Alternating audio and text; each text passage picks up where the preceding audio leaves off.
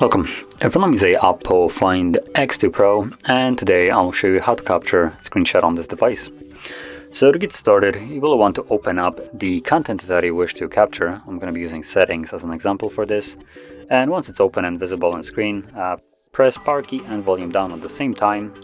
Just a simple click, and you will see this image pop up here. So we have two options: share to slide up, and then scrollable screenshot if you slide it down. Now also, if you're capturing a screenshot for the first time, it will bring up this little guide to also let you know that you can capture a screenshot and a couple different ways of capturing it using gestures. So in this case, 3 fingers.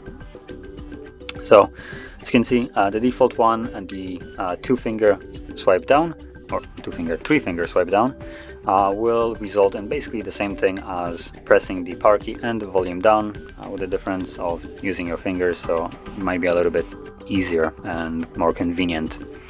Then on the second one, we have here a selective screenshot, so you can just hold your fingers, the 3 fingers, and it will make an area which you can resize to select a specific portion of the screen. And then lastly, we have the scrollable screenshot, which again, 3 fingers, hold, and then swipe all the way down, will result in a scrollable screenshot. Although this option is the most annoying one out of all of them. Normally, 3 screenshot, as you can see, works fairly flawlessly. Also, if you hold, get this page or this thing where you can resize it, right? Again, works fairly well. But in terms of a scrollable one, I do recommend you just to capture a screenshot and do this.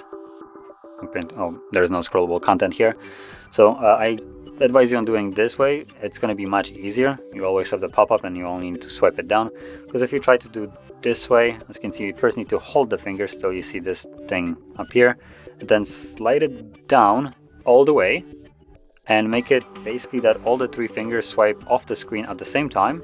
If you don't, it will consider this to be a portion of a screenshot, as you can see, like it is right now. This for me didn't work, so I'm just gonna quit, and let's just try to do that once more.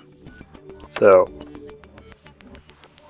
okay, so as you can see, this time it worked, but it needs to be fairly precise, and it has a lot room for error, so that's why I recommend you just to do a simple screenshot and then swipe the image down for, well, this to open. And once you have the scrollable option, as you can see, it will automatically, as you've seen me stop it, it will start scrolling down, but you can basically stop it by touching on it.